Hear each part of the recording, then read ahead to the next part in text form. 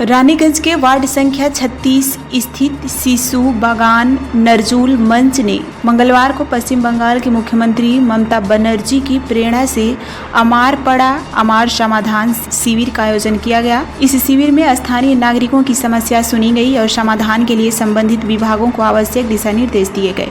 कार्यक्रम में रानीगंज शहर तृणमूल कांग्रेस के अध्यक्ष एवं पार्षद रुपेश यादव ने नागरिकों की समस्या को गंभीरता से सुना और मौके पर उपस्थित विभागीय अधिकारियों को आवश्यक कदम उठाने के निर्देश दिए। इस अवसर पर आसनसोल नगर निगम के मेयर परिषद सदस्य एवं वार्ड पार्षद दिव्येंदु भगत भी मौजूद रहे। शिविर का उद्देश्य स्थानीय स्तर पर जन समस्याओं का त्वरित समाधान करना और प्रशासन को लोगों के और करीब लाना रहा। नागरिकों ने इस पहल की सराहना करते हुए इसे एक सकारात्मक प्रयास बताया।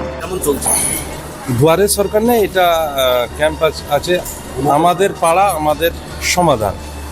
আমাদের নেত্রী দিদি মমতা ব্যানার্জি পশ্চিমবঙ্গের মুখ্যমন্ত্রী, ওনার মস্তিষ্কে অবিরূপ পরিকল্পনা জন্ম নেয়। এই একটা পরিকল্পনা আমাদের পাড়া আমাদের সমাধান, যেটা ওনার মস্তিষ্কে এইরকম পরিকল্পনা এইরকম প্রয়োজনা কিন্তু শুধুমাত্র আমাদের ভারতবর্ষে নয়, পৃথিবীর কোনো জায়গাতে নেই।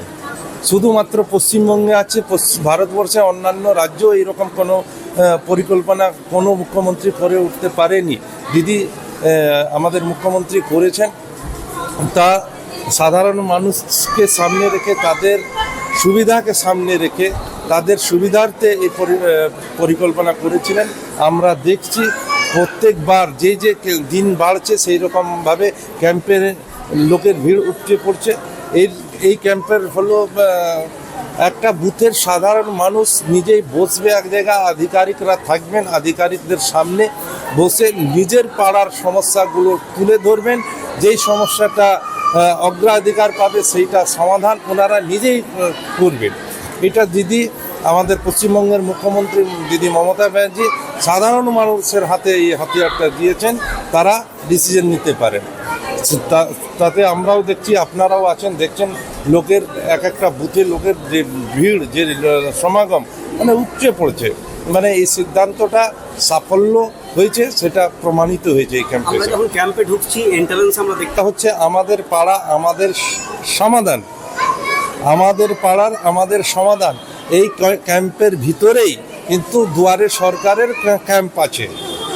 সেই দুয়ারে সরকার বিভিন্ন ইস্যু, যারা এই বুথের যে লোকগুলো আছে তাদের যে ইস্যুগুলো আছে, স্বাস্থ্যসাথী কার্ড আছে, লক্ষ্মী ভাণ্ডার আছে, বিভিন্ন ধরনের যে ইস্যু আছে গভর্নমেন্টের যে প্রকল্পগুলো, সেটাও তারা এইখানে নিজেকে ঠিক করাতে পারবেন, জমা দিতে পারবেন, সবটাই আছে। আপনি যে এটা বললেন কি complain and suggestion box, government কাজ করে চলেছে।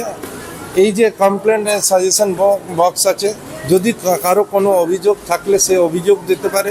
যদি কারো আরও এই প্রকল্পটাকে আরও উন্নত করা যাক, তার জন্য কোনো মতামত থাকলে সেই মতামতটাও দিতে পারেন। তার জন্যে সাধারণ মানুষকে প্রায়োরিটি দিয়ে তাদেরকে কি বলবো, এইরকম কোনো গভর্নমেন্ট করে না। আমরা দেখেছি কি সে গভর্নমেন্ট মান কি বাত বলে দেন, কিন্তু জন কি বাত কোনো দিন শুনেন না। মান কি বাত বলেন কিন্তু জন কি বাত শুনেন না। দিদি মুখ্যমন্ত্রী হিসাবে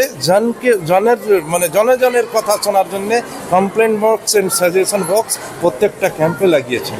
এইটাই তফাৎ আছে, এইটাই মাটি মানুষ সরকার দিদি মমতা ব্যানার্জির সরকারের এইটাই তফাৎ আছে। আর কি বলবো।